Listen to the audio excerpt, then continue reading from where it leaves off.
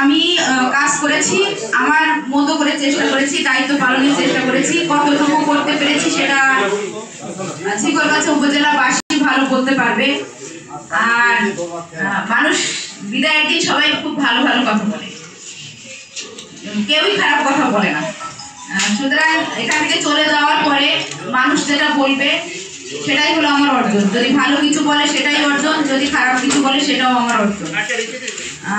এখনকার যে কথাগুলো আপনারা বললেন সেটা আমি আসলে কি অতটা সত্য বলে মেনে নিতে পারলাম না, এটাও বললাম। আর আসলে 14 মাস কাজ করার জন্য খুব স্বল্প একটু সময়, তারপরেও চেষ্টা করেছি।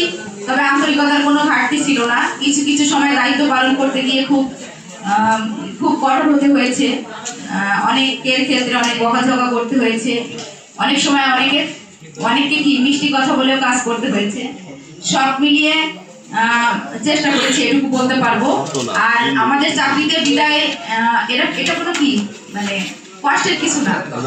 এই 8 বছর চাকরিতে 10 বার বদলি হওয়া এটা স্বাভাবিক একটা বিষয়। আমি ইতিপূর্বেও ঘন ঘন বদলি হয়েছি, সেজন্য আমার আসলে এখন বিদায় কিছু মনে হয় না, কষ্টের কিছু মনে হয় না। স্যার আমাদের জন্য কষ্টকর, কাদের জন্য? আমাদের জন্য কষ্ট তো যেখানেই যাব তারাও কষ্ট পাবে। যদি কষ্ট পান সেটা মনে করো সেটাও আমার অর্জন। আপনারা এত কষ্ট করে বিদায় দিতে এসেছেন, এজন্য আমি আসলে সত্যি কৃতজ্ঞ। ব্যক্তিগত পক্ষ থেকে আসলে আপনাদেরকে ধন্যবাদ ও কৃতজ্ঞতা জ্ঞাপন করছি যে আপনারা আমাকে আসলে ভালোবেসে এসেছেন। আসলে ভালোবেসে এসেছেন কিনা তাও জানি না, কারণ মানুষের মনের কথা মানুষই ভালো বলতে পারে, তাই না? হ্যাঁ,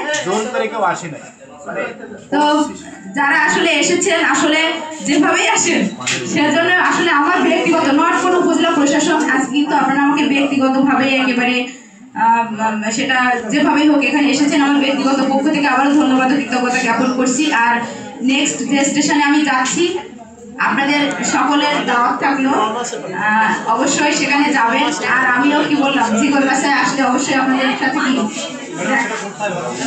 দেখা করে যাবো। নেক্সট যে স্টেশনেই যাবো, মানে এখন না, ধরেন এখন আছে আপাতত অর্ডারে বাগানপাড়ার পরে আবার যে স্টেশনে যতদিন আমি চাকরি করি আপনাদের সবার নিমন্ত্রণ